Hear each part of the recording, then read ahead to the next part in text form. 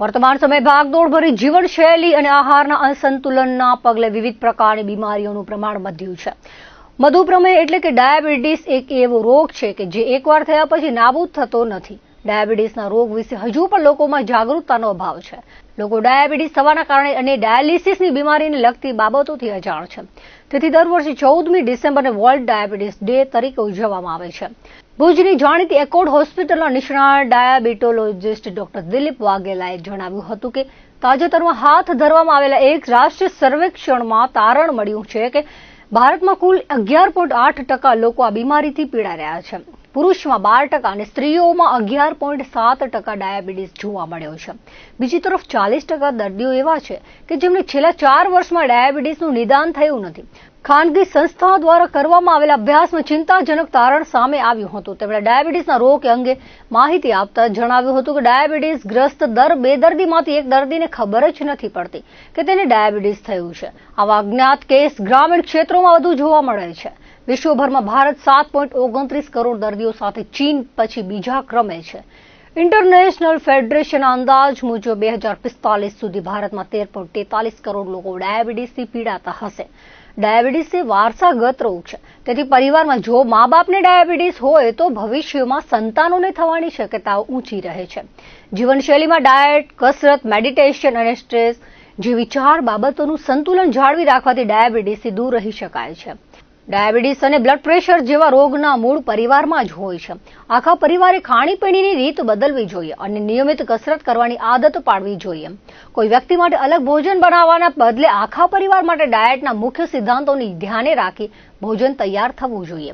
ઓછું ઘી, તેલ, ઓછી ખાંડ ખાવાની આદત કેળવવી જોઈએ. ડાયાબિટીસના લક્ષણો વિશે વિગત આપતા જણાવ્યું હતું કે ડાયાબિટીસ થતા પહેલા પ્રી ડાયાબિટીસ સિચ્યુએશન આવતી હોય છે. જો એકાદ લક્ષણની પણ જાણ થાય અને દર્દી સચેત બને તો રોગને આવતું અટકાવી શકે છે. માનવી જો ભોજન ખાય છે તેમાંથી શરીર ગ્લુકોઝ બનાવે છે. આ ગ્લુકોઝ શરીરના કોષોને ઉર્જા પૂરી પાડવાનું કાર્ય કરે છે. આ ક્રિયા માટે સ્વાદુપિંડમાંથી ઉત્પન્ન થતા ઇન્સ્યુલિન હોર્મોનની જરૂર પડે છે. જો શરીર પૂરતું ઇન્સ્યુલિન ઉત્પન્ન કરતું ન હોય તો ગ્લુકોઝ લોહીમાં હોવા છતાં કોષોને એનર્જી પ્રાપ્તિ થતી નથી, જેથી સતત ભૂખ લાગ્યા કરે છે અને શરીરને થાક પણ વધુ લાગે છે. શુગરના દર્દીઓને લાળ બનવાની પ્રક્રિયામાં અવરોધ પેદા થતો હોવાથી મોઢામાં ડ્રાયનેસ થવા લાગે છે.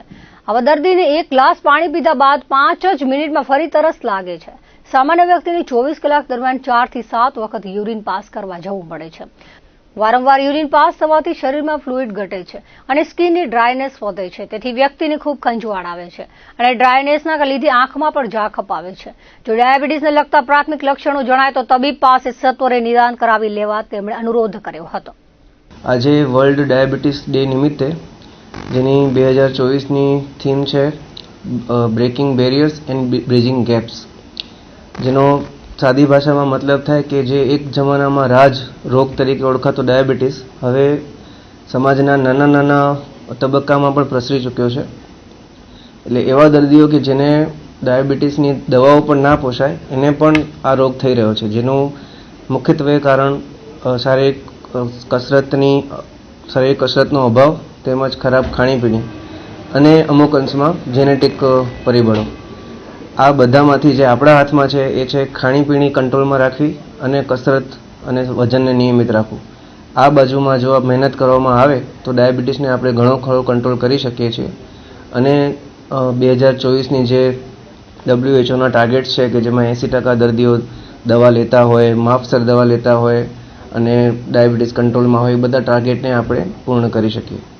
ડાયાબિટીસનો આંકડો સાહેબ આમ ઇન્ડિયામાં તો તમે જોવા જાઓ તો આપણું વર્લ્ડમાં ડાયાબિટીસ કેપિટલ તરીકે ઇન્ડિયા ઓળખાય છે.